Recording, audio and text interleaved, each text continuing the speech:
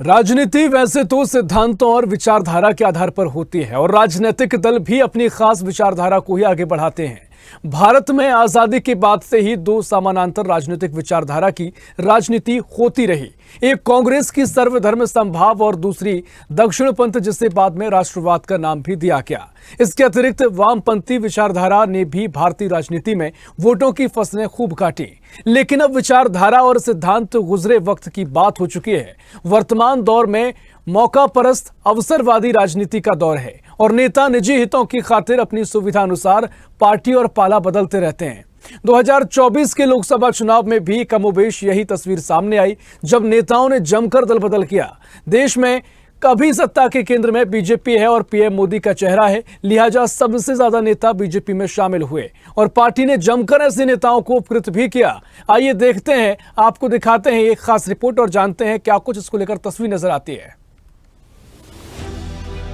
भारतीय राजनीति में दल बदलू नेताओं के चुनाव का टिकट मिलना कोई नई बात नहीं है। हालांकि 2024 के लोकसभा चुनाव के लिए भाजपा उम्मीदवारों की सूची में जिस पैमाने पर दल बदलू को शामिल किया गया है वो असामान्य है। बीजेपी कैंडिडेट्स की लिस्ट में लगभग एक चौथाई या 435 में से 106 ऐसे उम्मीदवार हैं जो पिछले 10 सालों में किसी न किसी समय दल बदल कर आए हैं। इनमें से 90 लोग पिछले 5 सालों में भाजपा में शामिल हुए।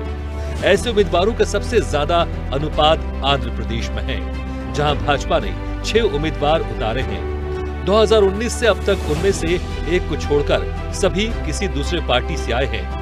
इसमें न केवल कांग्रेस और वाईएसआरसीपी से आए नेता शामिल हैं, बल्कि विडंबना यह है कि इसके मौजूदा सहयोगी टीडीपी से भी आए नेताओं को भी टिकट दिया गया है। पड़ोसी राज्य तेलंगाना में भाजपा के 17 उम्मीदवारों में से लगभग 2/3 उम्मीदवार अन्य पार्टियों से आए हैं, जिनमें मुख्य बीआरएस और कांग्रेस है। ऐसे 11 उम्मीदवारों में से 6 इन चुनावों में पहले भाजपा में शामिल हो गए थे। ऐसे 11 उम्मीदवारों में से 6 इन चुनावों से पहले भाजपा में शामिल हो गए थे। बीजेपी में बाहरियों को टिकट देने के लिहाज से सबसे ज्यादा चौंकाने वाला राज्य उत्तर प्रदेश है, जहां पिछले एक दशक में भाजपा का दबदबा रहा, चाहे वो संसदीय चुनाव हो या राज्य विधानसभा चुनाव। यहाँ बीजेपी के चुनाव चिन्ह पर चुनाव लड़ने वाले एक सहयोगी को छोड़कर भाजपा के सभी 74 उम्मीदवारों में से 23 ऐसे हैं जो वर्ष 2014 से अब तक किसी समय भाजपा में शामिल हुए हैं। ये राज्य में बीजेपी उम्मीदवारों का 31% है। इसी तरह बीजेपी ने ओडिशा में 29% और तमिलनाडु में 26% कैंडिडेट उन नेताओं को बनाए जो दूसरे दल से आए हैं। इन राज्यों में दूसरे दलों से आए नेताओं को टिकट देना भाजपा की मजबूरी भी है, क्योंकि ये भाजपा के गढ़ नहीं है। हैरत की बात यह है कि महाराष्ट्र में भी एक चौथाई बीजेपी उम्मीदवार ऐसे हैं जिन्होंने पाला बदलकर पार्टी का दामन थामा है। ये यकीनन राज्य की राजनीति में आए बड़े बदलाव का लक्षण है। खासकर पिछले 5 सालों में पश्चिम बंगाल में बीजेपी कैंडिडेट्स पर गौर करें तो स्थिति महाराष्ट्र जैसी दिखती है। हालांकि अन्य सभी राज्यों में यह अनुपात कम है। मजे की बात है कि भाजपा का गढ़ माने जाने वाले गुजरात में भी 2014 के बाद से 2 उम्मीदवार पार्टी में शामिल हुए हैं। बीजेपी ने 435 में से 106 दल बदलू को दिया टिकट। 106 में से 90 5 सालों में भाजपा में शामिल हुए। यूपी में बीजेपी के 74 में से 23 उम्मीदवार दल बदलू।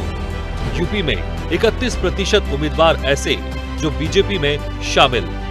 बीजेपी में ओडिशा में 29% कैंडिडेट उन नेताओं को बनाए जो दूसरे दलों से आए। तमिलनाडु 26% कैंडिडेट उन नेताओं को बनाए जो दूसरे दलों से आए। तेलंगाना में बीजेपी के 17 उम्मीदवारों में से 2/3 अन्य पार्टियों से। उर्दू के मशहूर शायर सागर खयामी ने लिखा था, कितने चेहरे लगे हैं चेहरों पर, क्या हकीकत है और सियासत क्या। लगभग यही अंदाज वर्तमान दौर की राजनीति का है, जहां नेताओं के हृदय परिवर्तन रातों रात हो जाते हैं। वर्षों की विचारधारा पल भर में टूट जाती है। ये पहला और अंतिम नहीं है। जब तक अवसरों की तलाश में नेता भटकते रहेंगे, अवसरवादी राजनीति आगे भी पनपती रहेगी। ब्यूरो रिपोर्ट, स्वदेश न्यूज।